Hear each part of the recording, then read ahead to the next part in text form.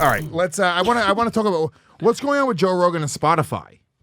Shannon, do you know anything about this? Are they trying to get rid of him, or they're trying to edit his shit? So really, yeah. So all right. So Rogan, obviously, everyone knows he did this huge Spotify deal worth reportedly like $100 million a year. And when it first premiered, there was a bunch of episodes that were missing, like Alex Jones and Milo Yiannopoulos and a bunch of sort of like alt-righty type figures. So everyone just assumes that, because he's being censored. Yeah, or that I guess, whatever. I guess did Spotify ever admit that they didn't include those episodes for any reason? I have no idea. I don't know the follow up on why. I'm sure they're not really legally required to admit that if that was part of the deal. Yeah, maybe not. But either way, they were obviously not comfortable with certain people. Oh, I guess that's right. I remember I read something that like they didn't meet the terms and conditions or whatever it is, like those episodes, which was just sort of like, okay, like it's obvious that Spotify is sort of a lefty company, Silicon Valley. They're trying to, they don't want certain people on their platform. I'm assuming Alex Jones has been banned from the platform. Milo's been banned from the platform. And that's that.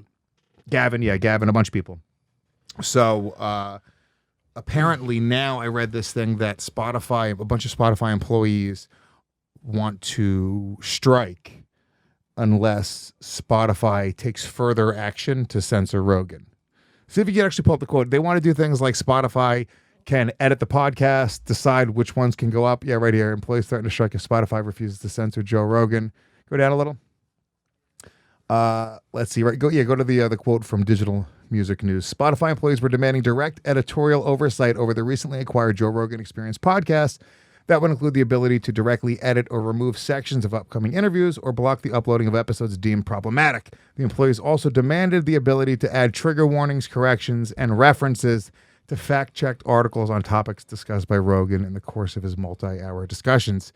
And I know that Rogan had to apologize because he said something about the protests, and he was like, he put out an apology video afterwards because it was misinformation. And now they keep on trying to catch him with like misinformation. That's like the thing. But we're not supposed to we're having open discussions on these podcasts. You do a 2, 3, 4 hour podcast. You're not getting every fact correct. The news doesn't get the facts correct. Yeah. Information is fluid. So it's like it's not like, he'll say something and then he might have to be like, oh, I was wrong about that. Yeah, who gives a fuck? Yeah. Sometimes you misspeak. Sometimes the problem is you can't put somebody who does 5 3-hour podcasts per week, 18 hours of podcasting per week, under the scrutiny of if you misspeak or if you say something that you don't really know about. Well, now we're going to try and get you in trouble for that. That's fucking crazy. You don't want, especially with podcasting. Podcasting is not fucking television. It's not edited that way, okay? What you want, the reason people like podcasts is because you're a fly on the wall in a conversation with some guys that are maybe smoking weed, drinking some beers, whatever it is, and you get to hear a very honest, unedited version of a real conversation. And sometimes people misspeak in conversations, and you go, all right, cool. Who gives a shit? Yeah. So, but I think the bigger picture there is the fact that Spotify, if their employees in that culture wants to do that, I think there's bigger problems for Spotify. I think it's a bigger problem for content creators putting stuff on Spotify. Slope. Yeah, for sure. I don't know. Whose albums are they going to take? And when is it going to be? You can't have a Dice album up on there or anything that people go back and discover that it was offensive to them now. That came out and was old. But this is different than offensive. It sounds like they're just talking about like if he's spreading misinformation, then they're saying that they would have to correct it. Well, they want to include trigger warnings. Yeah, trigger warnings. Trigger warnings is like that part of it. I'm just like, but like here's the thing. I don't think it says just specifically about misinformation. I think it's saying diarrhea from Tulum. Yeah. They want if they deem a section of it. Let's see. Right. Let's see. Uploading episodes deemed problematic. The employees also demanded the ability to add trigger warnings. Okay, so directly edit or remove sections of upcoming interviews or block the uploading of episodes deemed problematic. So being deemed problematic, what is that definition? Is it just misinformation?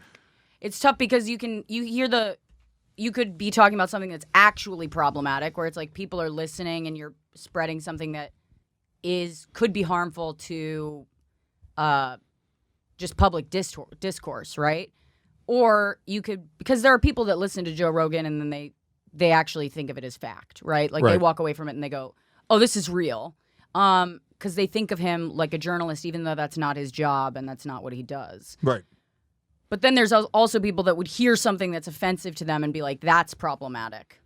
And it's like, no, it's not. You know what I mean? Where? In your car? You Well, know I know that the one thing that was a big deal is when Rogan said the Fallon Fox, the transgendered MMA fighter who was a man, became a woman and was going in and just decimating chicks. Like just decimating. And he was like, yeah, that's not fucking cool. And he knows about martial arts on a pretty high level. Right. And I don't think you need to be He also has eyeballs. Yeah, you don't need to be a scientist to come up with that solution, and things like that are being deemed problematic. Right. So the problem is it's where you draw that line, okay?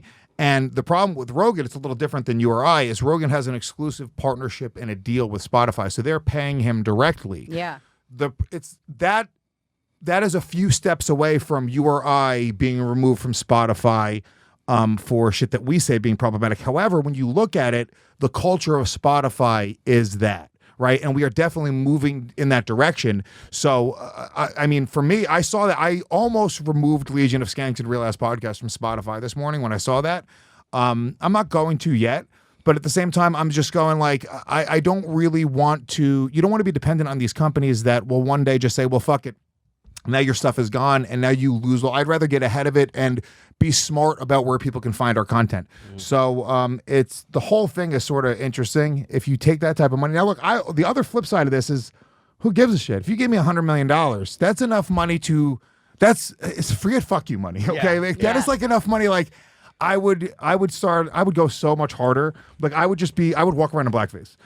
My everyday life would be blackface. I would walk around. But it's $100 million, so it's caviar. Yeah, dude. I would go into transgendered communities and start fights.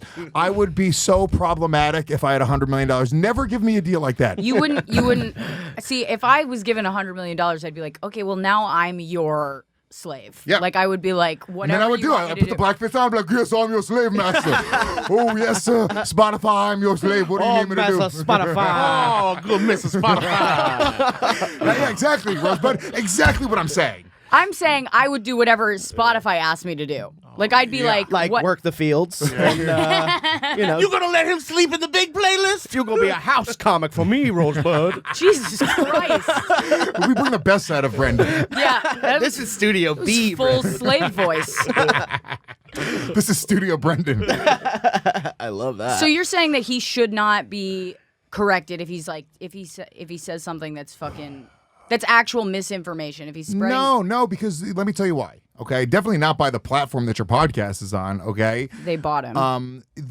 Because the podcasting, comedy in general, and even podcasting on a non-comedy podcast where it's conversational like Rogan's, they don't even know, and I've done Rogan's podcast 3 times. There's no plan, there's no notes. We have notes here, okay? There's no notes. On Rogan's podcast, you don't know where it's going to go. And what's beautiful about podcasting, about this medium in general, right, is that you have 2 or 3 people in a room and then they improvise and they keep on bringing each other to a place where who the fuck knows, and it can never be the same podcast. It's like a fucking fingerprint. It's never going to be the same. Even if it's the same 2 people, it's never the same conversation. Somebody's in a different mood that day. They're feeling funny. They're feeling whatever. They read this thing. So what happens is you sort of get this really unique piece of content. And the content is that conversation and that search for truth or that search for compromise or whatever. Right. So sometimes you go into it and somebody has a certain perspective and then they sit down with somebody else who has another perspective and then they both walk out of it with a completely different perspective. And as a listener, they get to listen to that transformation and you get to be a part of it. And I think that that's really therapeutic and powerful. You start to understand a subject in a much different way than you would understand it if it was simply, reading a Wikipedia page or watching a video with somebody that has a specifically formulated opinion. Yeah. That is a better way. The reason Rogan's podcast is so successful and the reason people like it is because that sort of pursuit of truth in whatever way, it could just be people trying to be funny, and being funny is absolute truth because you can't fake funny, right? Laughing is laughter. Or if it's informational. But that pursuit, I think, is the crux and the meat and potatoes of what you're listening for. And you're going to get a lot of misinformation. If you were to look at Joe Rogan's podcast under a microscope, every episode you'd have 20 things that you could say, oh, he misspoke. That's not the number. That's not this. And when you start doing that, you're simply just a fucking internet troll. When the media starts doing that, you guys are just internet trolls. That's all it is. Instead of appreciating the truth or the pursuit of truth and that conversation and what everybody could take out of it, whether you could disagree with Rogan, agree with Rogan, his guests, whoever it is, and say, oh shit, I'm informed and I take something away from that, you're specifically looking to break it down, and you lose all of that value. All of that value is gone. I think that people are going to Rogan to get what they really want to get from the news. You know what I mean? Yeah. Because they're trying.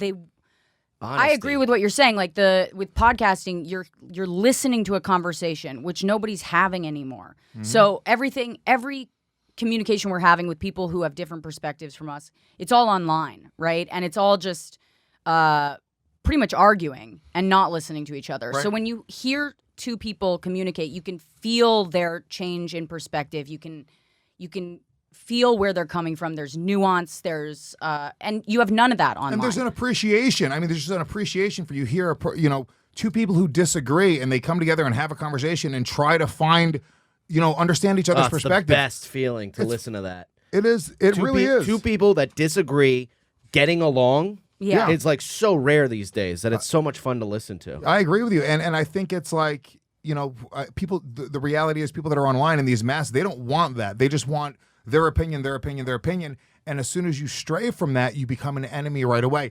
That personality type, okay, that personality type, right, left, whatever it is, whether they're into politics or not, that's a dangerous person. You got to cut those fucking people out of your life. I just started muting words on Twitter. I didn't realize you could do this. Yeah, it's the best. Oh, yeah. I had no idea. Trump. Oh my God, it's gone. the If you best. mention Trump, it's not showing up in my timeline. If you mention the election, it's not showing up on my timeline. Antifa, not showing up on my timeline. Black Lives Matter, not showing up on my timeline. I am opting fucking out, and I'm so much happier for it. I am so much fucking happier for it because it is just become such a fucking battle in life of everybody just arguing nonstop. And in my career, a lot of it is spent online. So it's this really weird, dangerous battlefield.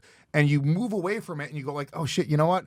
We're all just collaborating in life. We're all moving through life. We still are, right? Yeah. I know it seems like the world is crumbling, but life is a series of collaborations. And people are training themselves to not do that anymore. And that's a really scary thing. It is our job to come together. You and I don't agree on something. We come together, we create this piece of content. I go to the deli. The guy who owns the deli is, a fucking supporter of whatever. And ISIS. But I don't care, dude. I want a sandwich. He's gonna sell me a sandwich. I'm gonna give him $7. He's sending that $7 to go His help. friend's gonna say salt, pepper, ketchup. But do you know what I'm saying? And it's collaborative. Not like we have been designed to. We all come together as a community, no matter what our beliefs are, and we're supposed to collaborate and sort of come out as a society. And we're shutting that down completely, and everyone's sitting there online on their phones. Nobody's creating.